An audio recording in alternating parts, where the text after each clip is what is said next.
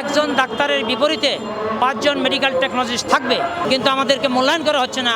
এদেরকে কোনো পদোন্নতি তো দিচ্ছেই না, ক্যারিয়ার প্ল্যান হচ্ছে না, নিয়োগ নাই। যেখানে আমাদের 2 লক্ষ মেডিকেল টেকনোলজিস্ট সারা বাংলাদেশে নিয়োগ হওয়ার কথা, সেখানে মাত্র আছে 8,000। বিগত 15 বছরের প্রতি স্বৈরাচারী সরকার আমাদেরকে যেরকম বঞ্চিত করেছে, এই 15 বছরের চিকিৎসক নিয়োগ হয়েছে প্রায় 30,000, নার্স নিয়োগ হয়েছে প্রায় 25,000, সেই ক্ষেত্রে টেকনোলজি নিয়োগ করেছে মাত্র 3,000।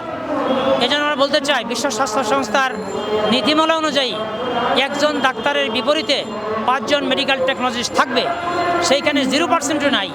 এই জন্য জনগণের সেবা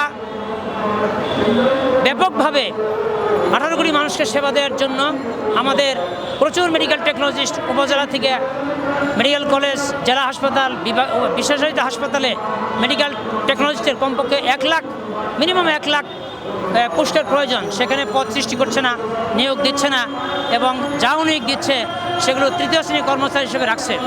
অথচ আমরা এত বড় গুরুত্বপূর্ণ জনগণের গণমানুষের সেবা দিচ্ছি, কিন্তু আমাদেরকে মূল্যায়ন করা হচ্ছে না, আমাদেরকে বৈষম্যের শিকারে রাখা হচ্ছে, যার ফলে আমরা রাস্তায় নামতে বাধ্য হয়েছি। করতে সরকারের কোনো টাকা লাগছে না, শুধু সামাজিক মর্যাদা, তাদের স্যাটিসফ্যাকশন, তাদের কাজের অনুপ্রেরণা, এটা দেওয়ার জন্য আমরা আহ্বান করছি।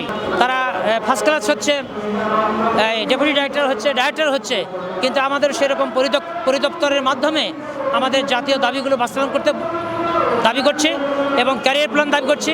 যারা বিএসসি এমএসসি করেছে তাদেরকে 9ম গ্রেড দেওয়া হোক, আর ডিপ্লোমা হোল্ডারকে 2nd ক্লাস এবং 10ম গ্রেড দেওয়া হোক। এই আমাদের মৌলিক দাবি।